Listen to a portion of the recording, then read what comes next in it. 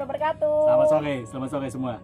Hai, jumpa lagi di video aku kali ini. Ini bakalan bahas tentang wawancara. Jadi buat kalian yang lolos kemarin itu SKD, kemudian SKB, dan terus lagi lanjut ke wawancara, hari ini aku bakalan bahas wawancara. Dan di samping aku ini keren banget, tau nggak? Ini ada khusus aku datengin buat kalian. Ini Bapak HRD, salah satu perusahaan besar ya kan. Jadi aku nanti bakalan kasih pengalaman aku. Yang Bapak HRD ya?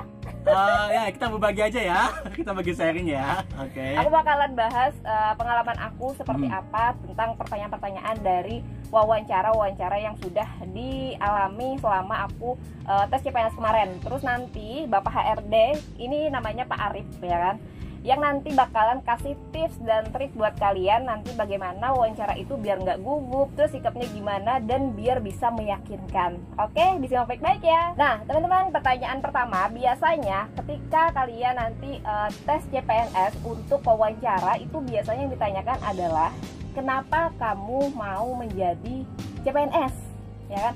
Nah terus kalau aku kemarin itu jawabnya adalah 3 alasan, yaitu yang pertama kontribusi terhadap masyarakat, karena sebagai CPNS ini daripada swasta itu kontribusinya lebih besar, karena yang namanya CPNS apalagi di Kemendikbud, karena aku kemarin itu lolosnya di Kemendikbud, dan Kemendikbud ini sebagai pemegang kebijakan walaupun tidak terlalu besar, tapi kalau CPNS ini lingkupnya negara, kalau swasta itu lingkupnya perusahaan. Kemudian alasan yang kedua adalah pengembangan diri, karena di CPNS ini peluang untuk mendapatkan beasiswa dan juga tugas belajar ini lebih besar. Dan ketika aku menjadi CPNS, apalagi saat ini kan aku melamar sebagai dosen ya. Nah berarti ketika aku menyalurkan ilmu, apalagi ilmu itu bermanfaat buat nantinya peserta didik aku, otomatis itu juga bakalan jadi amal jariah buat aku. Alasan yang ketiga adalah materi. Jadi ketika kita bekerja dan mendapatkan uang karena kita mencari nafkah, dan di CPNS atau jadi PNS ini sudah diatur atau ditata untuk penghasilan kita, sehingga kita bisa fokus untuk membesarkan instansi yang kita lamar ataupun juga instansi yang kita pilih. Dan banyak harapan besar dari masyarakat terhadap PNS, sehingga nantinya kesejahteraan PNS juga akan menjadi lebih baik terlihat dari adanya remunerasi. Nah itu jawaban-jawaban yang aku kemarin sampaikan ketika aku ditanya kenapa sih pengen menjadi PNS. Nah itu, tapi teman-teman, selain jawaban kita yang bagus, kemudian juga jawaban kita yang tertata, juga perlu yang namanya sikap, terus gimana cara menjawabnya.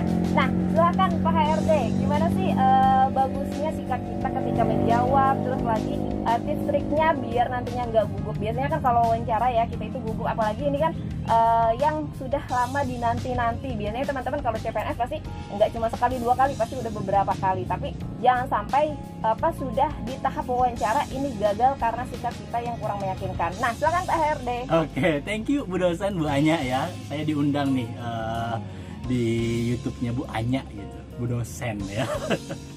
Jadi seperti ini mungkin sharing aja ya Bu Anya ya, karena bagaimanapun kan interview ini kadangkala kita mendapatkan interview yang cukup enak dengan kita, ada yang tidak begitu ceritanya. Nah, seperti yang disampaikan tadi, saya perlu juga tekankan, mungkin ini agak berbeda gitu ya, karena kan yang konteksnya dari Bu Anya ini kan jatuhnya adalah CPNS. Nah kalau saya kan selama ini memang untuk interviewnya itu berada dalam konteks lingkungan swasta begitu. Nah jadi pasti ada bedanya gitu. Yang jelas bagaimana sikapnya, yang pertama kali nih sebelum kalian interview, kalian harus tahu dulu posisinya apa yang dilamar, itu penting. Posisinya apa yang dilamar, contoh kalau Bu Anya kan melamarnya jelas nih mau dosen apa ya ta? Dosen IPS. Nah kalau di swasta itu beda lagi. Kamu mau lamar sebagai sales, kamu harus tahu dulu sales itu kerjanya seperti apa yang dilakukan setiap harinya. Terus itu yang pertama. Yang kedua, kalian juga harus tahu, kalian harus cek kalau misalnya CPNS jelas ya kemananya arahnya gitu ya, karena kan nanti lebih kepada penempatan aja di kota mana. Tapi kalau di organisasi atau industri, kalian harus tahu nih, oh tempat saya ini organisasi A, itu seperti apa organisasinya, visi misinya seperti apa gitu. Itu penting, karena pada saat dua itu kalian oke, maka nanti pada saat bicara itu enak. Itu bicara awal dulu nih Bu Anya. Iya, kita bicara awal dulu ya, karena ini yang paling kadang-kala lupa, bahwasanya interview itu tidak sekedar ditanyakan terus jawab, tidak seperti itu ya, tapi sejauh mana sih sebenarnya kalian tuh ready gitu. Maksudnya ready di sini nih, kalian siap nggak sih bergabung dengan kami? Udah tahu belum ya? Udah tahu belum ya? Apa formasi ataupun juga Yes. instansi yang kita lamar. Karena kan sangat aneh ya Bu Anya ya kalau Iya. sekonyong-konyong misal gini ya. Kamu melamar apa sales marketing? Kamu tahu kerjanya apa? Saya nggak tahu nih Pak. Lah ini gimana mau kita proses lanjutan? Itu ada seperti itu memang Itu jadi kenyataan nggak lapangan. meyakinkan gitu ya Pak Arif Tidak ya? meyakinkan dan itu paling 10 menit atau 5 menit udah selesai nggak mau tanya-tanya lagi. Nah itu yang pertama. Terus kalau sikap nih, bicara sikap yang paling penting sama dimanapun yaitu jangan pernah datang terlambat. Datang terlambat ini tidak hanya online sama offline. Tarik. Kalau online gimana terlambatnya? Nah online itu terlambatnya kalau misalnya kalian Zoom jam 2, maka setidaknya at least lah sebelum jam 2 sudah standby gitu. Dan ingat, biasanya interview itu jarang sekali mendadak. Artinya, kalau misalnya kalian ketahui nih tempat kalian ini jaringannya nggak bagus sinyalnya, maka kan udah dikasih tahu 1 hari sebelumnya, carilah tempat yang sinyalnya bagus. Carilah yang mungkin belakangnya bagus, gangguan tidak ada baik dari sisi internal maupun eksternal. Itu yang disebut dengan talent ready. Dan beberapa rekruter itu udah paling menentukan. Jangan sampai gini ya, ketika kita wawancara terus ada yang lewat di belakang. Ada di belakang, ada yang ke pasar di pasar, ada sambil Pak saya lagi di jalan. Yang nggak aneh lah, kita kan mau interview nih, masa kamu masih di jalan? Atau misalnya Pak jaringan saya gangguan. Iya kalau memang konteksnya itu mungkin kalau hujan walaupun tempatnya bagus kan masih bisa gangguan ya. Tapi kalau memang kita tahu tempat daerah kita itu sinyalnya sulit, maka cari yang paling bagus. Ya, itu tipsnya di pertanyaan pertama misalkan ini. Udah di tengah-tengah nih ya, pas putus lagi. Aduh, gimana tuh? Padahal kita udah tahap wawancara tapi sinyalnya jelek. Ternyata pas sudah di tengah-tengah wawancara putus. Akhirnya kita diskualifikasi atau nggak dikasih nilai yang bagus. Jadi itu sayang banget teman-teman. Nah itu bener banget kata Pak Arif tadi. Itu bener banget kata Pak Arif tadi. Jadi sikap-sikap kita itu tadi aku juga lupa kasih tahu buat teman-teman nih. Dulu sebelum aku wawancara, aku juga cari tahu dulu visi misi dari instansi yang aku lamar, biar nantinya kalau ditanya ataupun nggak ditanya itu nantinya kita udah menguasai nih, kita nggak bingung, aduh ini kenapa ya seperti ini pertanyaannya, ini nanti arahnya kemana ya pertanyaan ini. Ketika kita tahu visi dan misi itu bisa ditanya nih ya, apa yang ingin kamu lakukan pada instansi ini. Nah jadi kita udah tahu nih tujuannya apa yang nanti kita hubungkan dengan visi dan misi seperti itu, ya kan? Benar ya Pak? Berarti sama dong. Di kementerian juga gitu ya, di CPNS juga gitu. Berarti tidak hanya berlaku di lingkup swasta gitu, di konteks pegawai negeri pun sama. Iya benar. Dan sebenarnya untuk wawancara sendiri itu sebenarnya nggak cuman pejabat dari instansi terkait, tapi juga ada psikotes kayak sejenis HRD lah. Pokoknya di situ nantinya menilai gimana sikap kalian, terus lagi gimana kalian menjawab, terus nantinya dari bahasa kalian, bahasa tubuh juga terutama itu orang ini meyakinkan atau enggak sih. Apalagi misalnya jawabannya biasanya gini ada ya Pak Arif ya, yang mungkin atau misalnya seandainya atau misalnya lagi yang kata-kata yang pengandaian yang nggak jelas, yang benar, ambigu gitu ya. Ambigu. Jadi kita itu harus lebih tegas gitu ya Pak Arif ya. Nah jadi teman-teman kalau misalnya menjawab, kalau teman-teman biasanya orangnya suka gugup, teman-teman bisa dari sekarang itu siapin dulu apa aja yang teman-teman tahu, kayak tadi ya alasan CPNS, kemudian lagi visi misi, terus lagi teman-teman juga harus bisa membuat kata-kata itu menjadi tegas, jangan kata-kata yang ambigu atau pengandaian atau iya dan tidak gitu. Yang selanjutnya adalah aku kemarin itu sempat ditanya tentang kasus di tim kerja. Jadi kemarin itu ditanya oleh psikolognya, pertanyaannya gini, gimana kalau misalnya ibu itu berada di tim kerja, kemudian orang-orang yang ada di tim kerja ini mereka nggak mengerjakan tugasnya masing-masing, apa yang ibu lakukan untuk bisa membuat tim kerja itu bisa kembali bekerja atau menyelesaikan tugasnya. Nah kemarin aku jawab itu untuk tim kerja ini adalah yang namanya kita tim ya, kita harus bersama.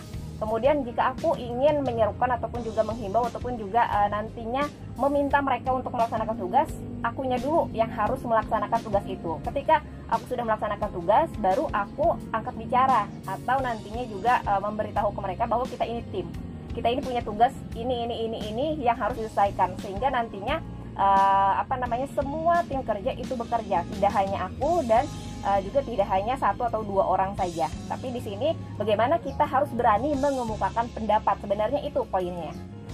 Pertanyaan selanjutnya teman-teman adalah kontribusi apa yang kamu bisa berikan kepada instansi untuk bisa berkembang. Nah, jadi teman-teman harus yakin di sini bagaimana kontribusi teman-teman, perannya teman-teman untuk instansi yang teman-teman lamar. Jadi misalnya seperti aku, ini dosen, apa yang bisa dilakukan sebagai dosen di Kemendikbud untuk bisa mengembangkan ataupun juga membesarkan instansi.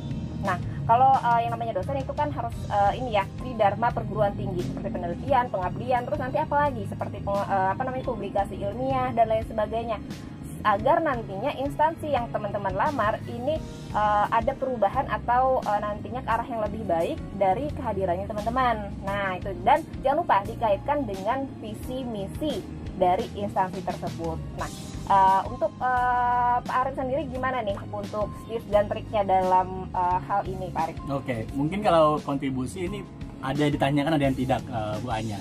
Jadi kontribusi itu juga dibagi dua, untuk perusahaan atau untuk pribadi gitu kan. Nah, sama seperti yang disampaikan oleh Bu Anya, bahwasanya inilah seperti yang di awal sampaikan, bahwasanya kalian perlu prepare dulu nih bahwasanya organisasi seperti apa gitu. Misal sebagai sales tadi ya, sales marketing misalnya kan, berarti kan apa kontribusi kamu? Saya akan menggunakan berbagai pendekatan yang pernah saya lakukan, misalnya yaitu melakukan istilahnya itu kerjasama, terus juga misalnya melakukan door to door untuk hal yang sifatnya memang perlu seperti itu, atau membangun suatu community gitu. Nah, atau melaksanakan kegiatan-kegiatan bulanan bersama seperti arisan untuk menjalin kebersamaan yang tujuannya nanti juga sebagai bagian promote. Nah, bisa seperti itu kan untuk kontribusi dari sisi pribadi ini kita sebagai pelamar untuk organisasi. Tapi kadang-kadang ada juga pertanyaan, ini umumnya pertanyaan terakhir sih Bu Anya, yaitu misal seperti ini, apa harapan Anda misalnya, atau bagaimana Anda melihat diri Anda dalam 3 tahun bersama kami.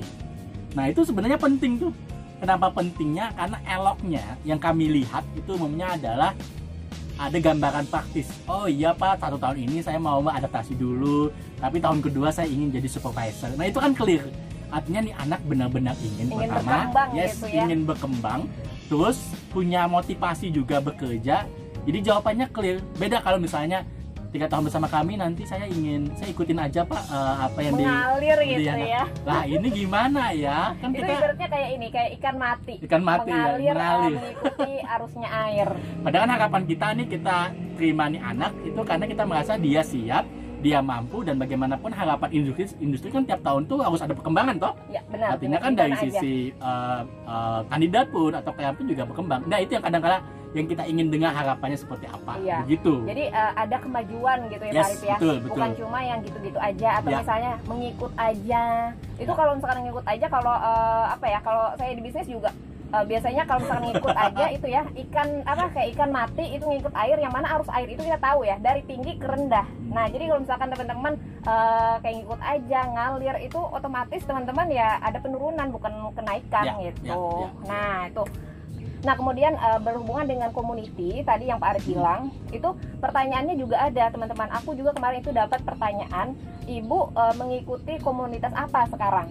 Nah, jadi teman-teman yang belum punya komunitas, sekarang deh ikutan komunitas apa aja biar nantinya karena komunitas ini berhubungan dengan link kita, terus hubungan kita dengan orang lain, yang mana nantinya pasti setiap instansi ataupun dimanapun tempat kita bekerja itu pasti memerlukan yang namanya link untuk nantinya melakukan kerjasama dan lain sebagainya, yang mana nanti akan menunjang bagaimana visi dan misi dari sebuah instansi. Nah, jadi teman-teman kalau sekarang belum punya komunitas, ikutan deh komunitas apa aja. Kalau aku kemarin itu karena memang aku bisnis ya, punya komunitas. Kemudian lagi selain itu juga aku punya komunitas yang namanya Sigum. Jadi itu sejenis komunitas untuk sedekah, dan itu ada di beberapa kabupaten dan banyak cabangnya. Nah, itu aku ikut. Jadi aku jawabnya ada, dan aku jelasin apa saja untuk komunitasnya.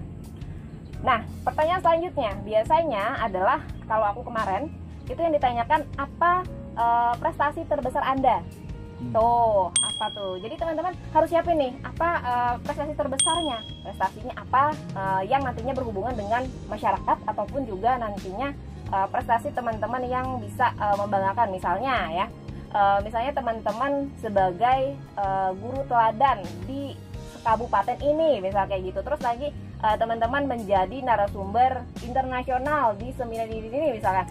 Terus lagi misalnya teman-teman menjadi pionir apa seperti itu. Dan misalnya lagi prestasi terbesarnya adalah misalnya teman-teman bisa mengubah sebuah kampung yang tadinya misalnya pasif, kemudian sekarang itu menjadi kampung yang bergerak atau sangat produktif. Nah, jadi itu bisa teman-teman masukin. Jadi teman-teman cari deh prestasi apa yang sekarang teman-teman rasa itu terbesar buat teman-teman. Kalau kemarin karena aku bisnis, jadi kemarin aku jawab itu karena saya dulu satu orang di Kalimantan dan di Kalimantan Selatan terutama sekarang sudah jadi ribuan orang yang bersama saya dalam bisnis ini dan berkembang sampai akhirnya bisa mendapatkan penghasilan. Itu prestasi terbesar saya. Nah, jadi buat teman-teman juga silakan cari deh selama ini apa yang teman-teman bisa ungkapkan dalam prestasi terbesarnya.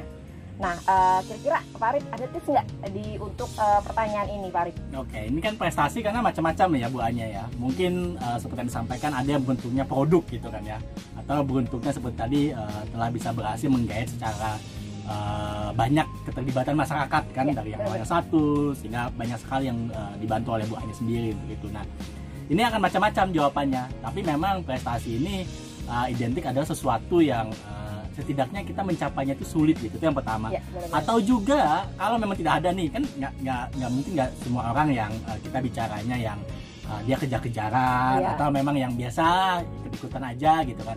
Mungkin salah satu prestasi betul itu juga misal adalah pada saat saya berhasil disampai dengan ini dengan di sini dengan kondisi mungkin ada masalah keluarga dan sebagainya, itu nggak apa-apa disampaikan secara jujur gitu kan ya. Tapi itu menunjukkan bahwasanya oh iya kamu hebat ya bisa sampai sejauh ini gitu kan ya.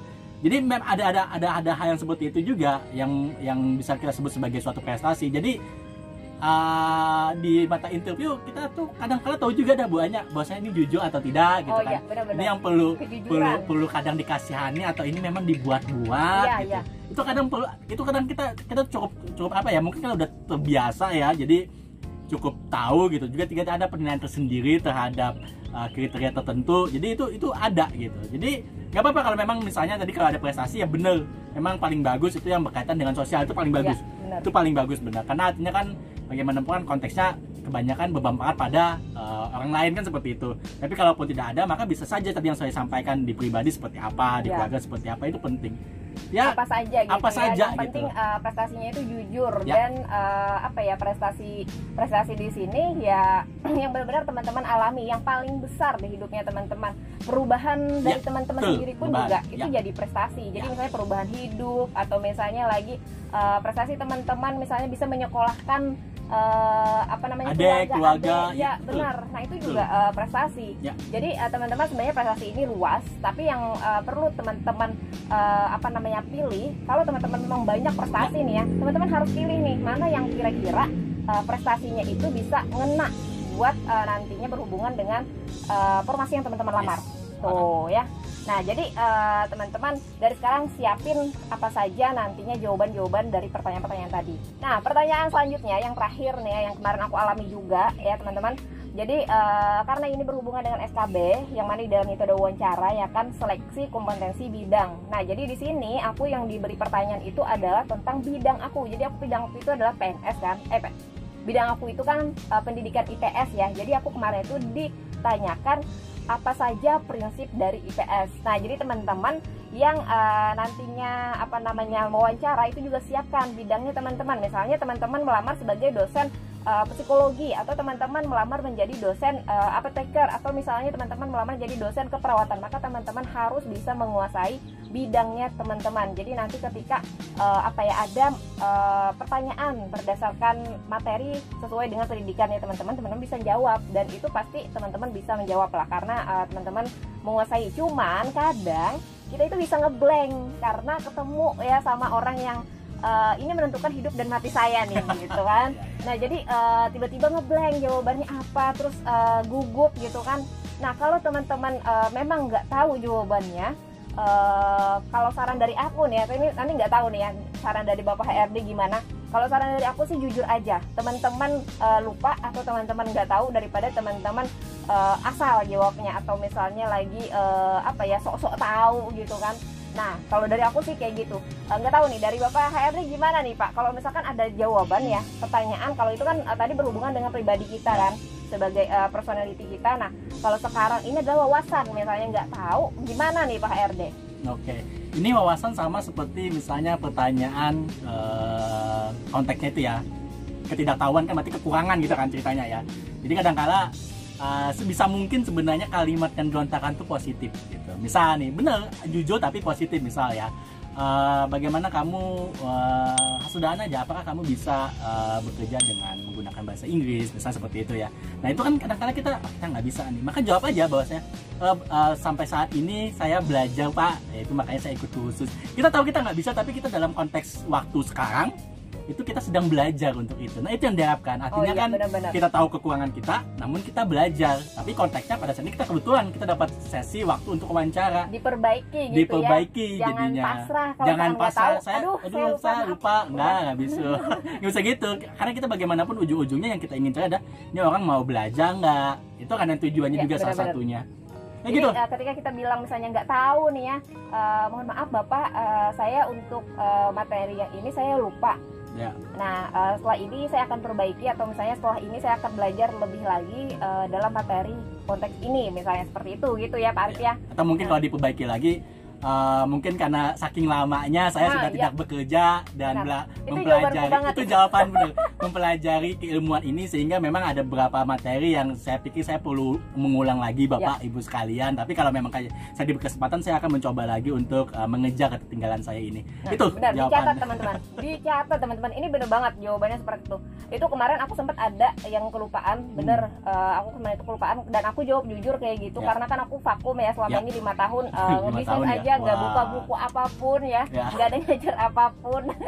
Jadi di situ aku jawab dengan yang kayak tadi jawaban Pak Arif bilang, itu kita udah lama nggak nggak membuka belajar membuka materi gitu. Ini jadi tapi setelah ini kita juga harus nantinya memberikan sikap ataupun juga meyakinkan bahwa kita bakalan mau lagi belajar. Betul. Gitu ya. Nah jadi untuk tips dan trik terakhir nih Pak Arif, mungkin nantinya takutnya nih ya kayak di wawancara kebanyakan itu ada tentang kelebihan dan kekurangan kita. Harusnya apa nih yang harus kita kasih tahu nih Pak Arif? Karena yang namanya CPNS ya, apalagi SKB ini macam-macam nanti pertanyaannya. Kalau yang aku alami seperti itu, tapi nggak tahu deh sama yang lainnya kan. Tapi setidaknya teman-teman tahu pertanyaan-pertanyaan umum yang kayak gini. Nah sekarang yang pertanyaan terakhir yang teman-teman harus tahu juga. Kadang ada pertanyaan yang tentang bagaimana sih kelebihan saya dan juga kekurangan saya. Gimana tuh Pak Arif? Oke, ini sebenarnya udah saya jawab tadi tentang kekurangan ya. Sebenarnya berat tipis. Tapi kalau saya boleh mengulang gitu, kalau kita bicara tentang kelebihan, maka itu bukan kalimat yang seperti saya percaya diri, enggak. Jadi kelebihan itu umumnya yang ditentukan teknisnya apa. Oh, saya bisa main gitar. Oh, saya bisa coding. Jadi benar-benar berupa kegiatan, berupa aktivitas, berupa teknis yang kita bisa. Itu yang disebut dengan sebenarnya kelebihan. Jadi karena secara karakter Bu Anya ini kan sebenarnya udah dicek di psikotes biasanya. Ada di psikotes untuk memastikan seperti apa sih kondisi orangnya. Ya, jadi karena kemarin itu sebelum wawancara juga ada CAT, ada psikotesnya juga. Jadi kadang-kadang kita dapatnya di situ gitu. Jadi yang di sini dia tahu nggak sih dia tuh punya lebihnya apa. Nah, yang tahu lebihnya itu yang beda berarti kan sesuatu yang bersifat teknis gitu. Nah, umumnya seperti itu. Kalau kekurangan sama tadi yang seperti sampaikan bahwasanya saya masih belum bisa bahasa Inggris, ini makanya saya lagi belajar Pak, saya masih belum bisa coding misalnya kan ya. Karena itu dalam beberapa hari ini atau dalam belakangan ini saya sedang mengikuti YouTube, saya ikut beberapa kursus di Coursera dan sebagainya. Mohon maaf disebut merek ya. Tapi seperti itulah pada umumnya ya, beberapa kegiatan-kegiatan atau hal, intinya jangan sampai sedikit pun menggunakan kalimat yang bernuansa negatif di kekurangan. Walaupun kita tahu kurang, tapi usahakan kalimat itu nasnya ada yang menaikkan ya. Ada yang menaikkan, ada positifnya. Kita itu merendah, tapi setidaknya ada yang membangkitkan. Ada niatan untuk belajar. Betul. Seperti itu buahnya. Oke, nah teman-teman itu tadi pertanyaan-pertanyaan yang aku alami dan tips dan trik juga dari Bapak HRD kita. Dan teman-teman ini penting banget karena yang namanya wawancara itu nggak cuma nantinya dinilai dari jawaban kita, tapi bagaimana sikap kita, bagaimana kejujuran kita. Karena nanti akan ada yang namanya psikotes, itu melihat gimana nanti sikap kita, gimana kita cara menjawabnya. Terus lagi gimana kalimat-kalimat yang kita lontarkan itu apakah memotivasi ataukah memang orangnya ini pasrahan ya toksik kan? Lah ceritanya. Ya begitu. Nah jadi teman-teman siapin dari sekarang biar nantinya teman-teman udah nggak gugup lagi, dan jangan lupa belajar terus untuk menjawab pertanyaan-pertanyaan Jadi teman-teman bisa ngaca sambil ngaca ngejawab gitu ya. Jadi biar nantinya teman-teman itu bisa yakin dan nantinya bisa lancar ngejawabnya, nggak gugup lagi. Oke teman-teman, itu tadi dari saya, Anya dan Arif. Oke, nah semoga tips dan trik dari kami ini bermanfaat. Semoga teman-teman bisa lolos menjadi CPNS. Semangat berjuang nih, semoga kalian lolos dan lanjut ke praktek kerja ataupun juga micro teaching selanjutnya. Semangat! Tonton video selanjutnya. Jangan lupa like, share, dan subscribe ya. Semangat! Terima kasih. Thank you semua.